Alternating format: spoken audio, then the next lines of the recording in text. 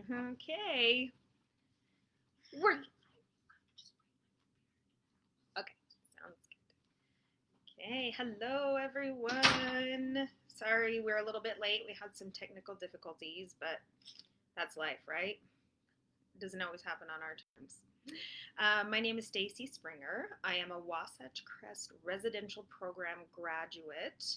I'm currently attending the Uinta Women's Transitional Living Program, um, and I wanted to share my story with you all today. Um, I actually am going to be completing this part tomorrow and get to go home to my family after that. So hopefully, my story may, I don't know, inspire or just be a cautionary tale for anyone. But this is my first time in actual inpatient. And I did a couple years ago check myself into detox for pain. Really, it was my DOC was pain medicine, oxycodone. But then I would abuse pretty much everything. So, um, what was interesting is that I did check myself into detox because I was like, this is miserable. I don't feel good about my life. Um, but a lot of it had to do with my my parents really pushing me to go. And then when I got to an outpatient program, because that's what I was willing to do, because that's what my family wanted me to do, um, there were some hiccups in there, and there were people in there that I didn't get along with, and that I just had some challenges as I tried to move forward. I got stuck. Um, and then I used that as a reason to not listen to that advice. And then I had another reason to go out and use again, right? So if I blame other people for my lack of sobriety, I will always fail. So that is one huge lesson I had to learn. So 3 years later, my life had become incredibly unmanageable.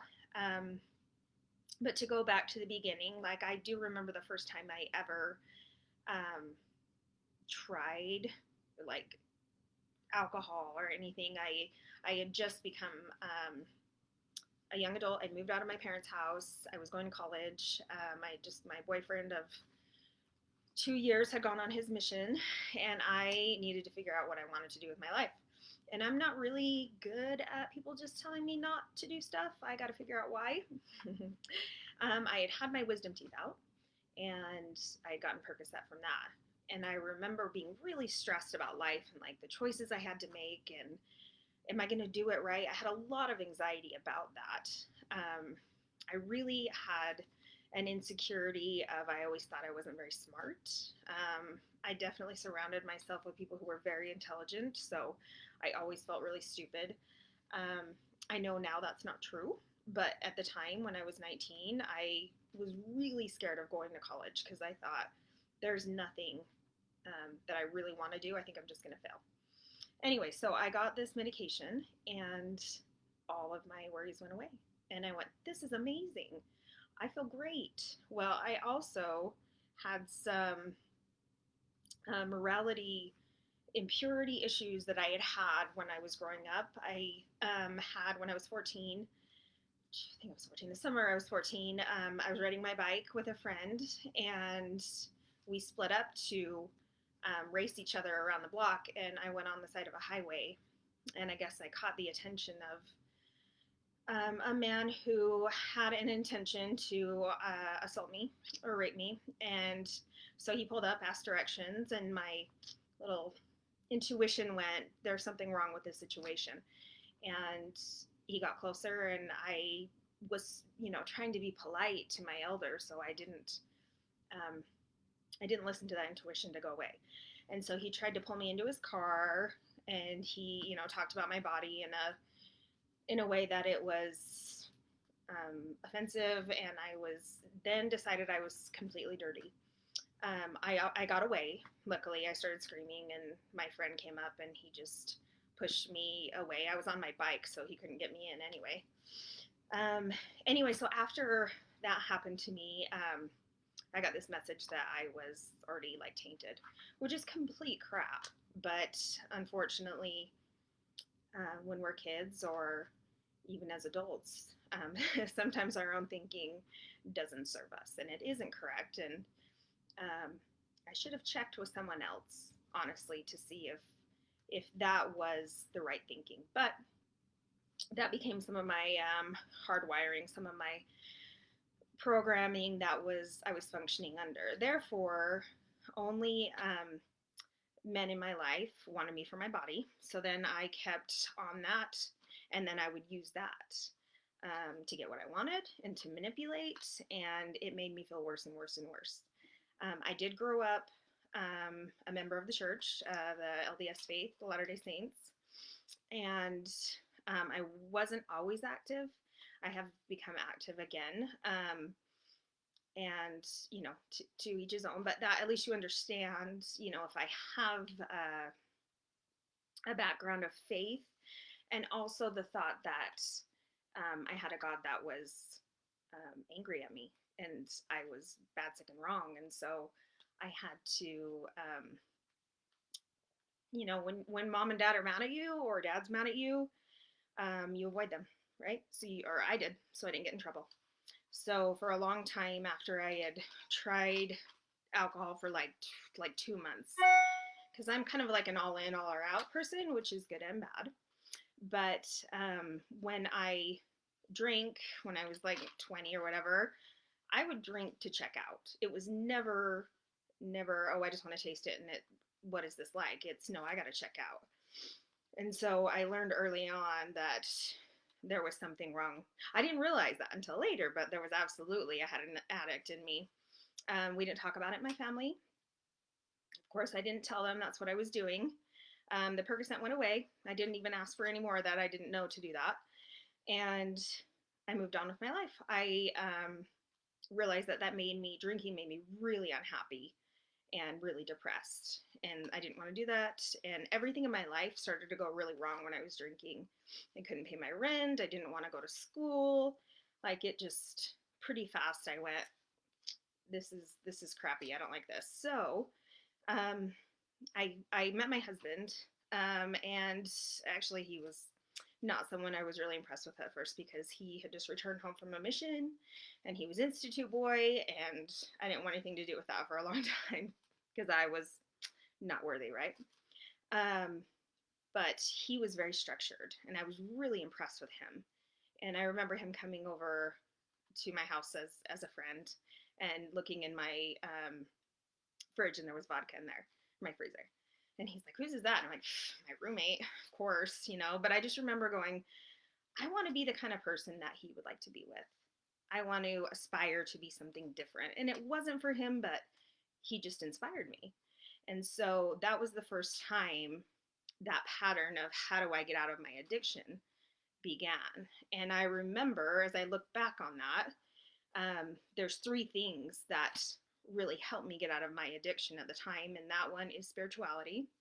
So I found a higher power, and I really let go and let him take it all in, and for whatever path you have, but for me that meant with going through the right channels to get forgiveness and get feeling pure again. And so I did that, and all of a sudden I was just so honored and so happy, and I felt so full of, what you say, the spirit or the light of God, and I just was like, gosh, I want to go share this with everyone. And then I decided I was going to get married. I couldn't decide which it was, but I wasn't going to get married till I was 30, and that didn't happen. I got married at 21, and that's okay, because he's a good partner for me. So 1 is being spiritual. 2 is surrounding yourself with people who inspire you and make you want to be better. And then let's see, and then number 3 was having a purpose. Well, I had a purpose now. I had a plan, and we had a plan together, and I was really excited about that. So, I didn't address any of my anxiety and depression, and I didn't know to, and I also didn't know I was a full-blown addict. And So, things went along. We moved different places. And then I have 3 kids. And my oldest daughter, when she was in 8th grade, became suicidal. And my life was great. Like, I had gotten my career and I was moving really fast. And I thought, I don't have time for you to be suicidal. Like, do we have things going on here? But that, if any of you are parents, or I mean, just even having a loved one, that is just a whole, it's a whole thing of, this is the person that I have created and I absolutely love, and my job is to make you survive. So I think about my parents or my loved ones, and seeing me and my addiction, and how difficult that must be for them, as they just want us to get better. And I understand that, and they get frustrated. So with my daughter, I wanted her to see her value, and I wanted her to get better. But I couldn't make her. Um, so I had a surgery during that time too. And so my brain had lit up again with um, the pain medicine. And all of a sudden, I felt better. I felt better about myself, about my life. I could stay up. I could watch her so she didn't hurt herself. When I reached out for help for the people around me, they didn't show up in the way I expected them to, or the way I wanted them to. So I decided that the only thing that was going to help me was pain medicine, and anything else that could keep me functioning. I was surviving. And, little by little, um, my tolerance got higher and higher and higher. But the tricky part about it is that I was prescribed all this medication, and I could manipulate it and make it be an appropriate reason to use, right? And so I ended up getting so many surgeries. I manipulated it, and I manipulated the doctors to allow me to have different surgeries, because I was doing a lot of, like, I had lost a bunch of weight, and so I could do this in a way that I could recover really quickly and have another surgery in 3 months. So it didn't take long before I was a full blown addict. My daughter, thank goodness, is well. We got her through that part of it. She's a senior. She's kicking ass. She's doing great. I didn't get better. I got worse, a lot worse. And I told you about the part that I paused for a couple years ago and tried to get help, but my head wasn't completely in it. I can blame other people, and being on Suboxone, and that really messed with my head, being halfway clean, halfway not. And I know now that that doesn't work for me, because I think it's like taking, casually drinking. For me, Suboxone is casually drinking. Well, I can't do that. I'll abuse it. 100% I'll abuse it. And I'm always looking for something else to make me feel better. Once again, I told myself I was bad, and my God has been mad at me. And I did the things that I wasn't supposed to be doing knowingly. And so I couldn't ask him for help. And so I functioned in that way for a really long time. And I got to the point that I was doing anything to survive. Things that I never thought I would do, stealing money from people that I loved, breaking into their houses, taking their medicine, taking their money. And I found out that most of the people I did that to were the people that I was angry at for not showing up the way I wanted them to, or for judging me. I didn't figure that out till I was in recovery. I was in residential. So I got to the point that I was using so much fentanyl prescribed by the doctor. Was I using it as prescribed? No, because I knew better, right? Because everybody, especially the doctors, didn't understand me. I had evidence that what they didn't work for me. There's something special about me, that I can take so much more medication than they give me. So I was embarrassed, but I also would just take what they gave me and use it, and then I would get it from somewhere else if I needed to. Well, that ended up costing me a lot, and not just money. And last February, so this year, I ended up having like medical issues because I was taking so much ibuprofen to try to stop, because I was trying to stop constantly. I didn't want to be an addict, and I wanted to be a good mom, and I wanted to help other people. Um, and I was just stuck in this cycle. And so had caused myself bodily harm. And I went in with so much pain, and they couldn't help me because I was already taking so much medication. Um, but they did a surgery on me and tried to find what was going on. Of course, I didn't tell them I had been drinking before, so that I had gone in and I was finally in liver and kidney failure. My husband came home one day and found me completely just going down the drain. He said within an hour you would have been dead. And that was in February. He dragged me to the ER. He Narcaned me, but that wasn't necessarily the issue at the time, but it didn't matter. It really, really affected me. I was in the ICU for 5 days. I felt like I was 90. I wanted to die, but I didn't. But I wanted to get off everything immediately. And then it really affected my kids. My youngest daughter, who's 7, I remember her this past year. Like she's been really struggling, full of anxiety, and she'll just come and lay in bed with me all day. I mean, I became the mom that laid in bed all day until I could get medication, and then I was bouncing off the walls because I was accomplishment driven. So if I could create, and if I could go to work, or if I could do something, then I was a good person in my mind. But when I laid around all day, I was a horrible person. And I ended up doing that a lot because I was trying not to use, and it was just this cycle, this vicious, vicious cycle. And I was hiding. I didn't feel like I could talk to anybody. The few people that I reached out to that were the closest people in my world didn't get it.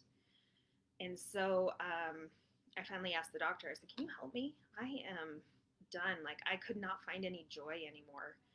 I would try to listen to music. I would try to watch movies to feel something. And I felt like I was full of pain, but also so numb. When you're, I don't know, whenever you've gone into withdrawal, I don't know what your DOC is, but mine, coming down from Oxy or for fentanyl, it was awful. Like, I mean, I wouldn't die, of course, not like some other ones, but it was pure torture.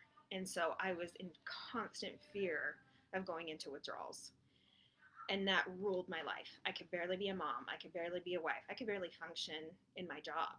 And so I was taking jobs that were really just shutting down my true purpose. So I was losing my purpose. I lost my spirituality. I definitely wasn't hanging out with people who inspired me. The opposite, I was avoiding them. And so it makes so much sense why I was so stuck in my addiction, and I was in pure hell. And I just went, I'm done. I don't want to do this anymore. So the doctor gave me some buprenorphine, right? Some Boxone. Of course, I was completely abusing my medication, like to the point, very dangerous point. And so what she was giving me, I just panicked because I thought, oh my gosh, I just shot myself in the foot. What am I going to do? And, I went home and I panicked. And I went to get something. I went and shot some vodka, and nothing worked. It wouldn't take away my pain. It would not numb me. And I was so mad that I couldn't get any relief. And so I got in the car and I just started to cry. There was nothing. I wasn't drunk. There's nothing. And I started to drive, which I shouldn't have been doing, but I'm crying, and I reached out to several people and nobody was answering. And I got up to the pharmacy, got my prescription, and I took like half of it because I was like, I gotta numb out. Now I'm scared. Well, what had happened when I was back at the house drinking vodka is I went, if I go back into treatment, those assholes are gonna take me down again. I don't think I have the energy to do that. And so I had this flash of my husband's guns in my head. And I was like, I'm just going to kill myself. I just can't do it. I will be so much better off dead to everyone. And that, as soon as that hit my core, I knew it wasn't true. I knew that wasn't a thought for me. So I finally reached out for help. I talked to my sister. My husband came home at that time.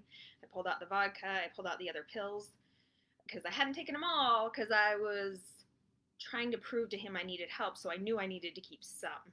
My brain had already started going, I need help. How can I get help? And my sweet husband was like, why is that the answer? Why are you using those things? Well, it's not the answer, but he just didn't quite understand because he's an normie, right? So I was able to talk to my kids and to tell them that I was going to go into treatment. I had prayed about it. One friend came into my mind that had talked to me about addiction recovery. She had family that were addicts. I avoided her a lot because she was going to mess up my game, right? She was going to mess up how I was functioning. But as soon as I was ready to get clean and just be done with this and submit to um, that my life had become unmanageable, um, she was the first person that was there for me, no questions asked. And then she filtered me to someone who could find out where I needed to go. And that was Josh, and he got me to Wasatch Crest. And he's like, do you want to go somewhere that's like outdoors? I'm like, no. I'm barely getting out of bed. Of course not. But I went, no, yes, of course. That sounds great. And my kids really got it when I explained to them where I was going. They were genuinely like, please just go get help. We love you enough that we're okay to sacrifice you being gone. We will help you. I mean, this is my 7-year-old. My 10-year-old son said, do whatever you got to do to get help. And my 17-year-old, of course, is amazing and was really, really instrumental in getting me there as well. And that's what has kept me moving forward, the purpose that I have. I was able to reconnect with my spirituality, and people around me are supporting me incredibly. The people at Wasatch Crest are so committed to people's recovery. I mean, every staff member in there, however they show up, I mean, it may piss us off completely because they're honoring the rules, but I see the commitment.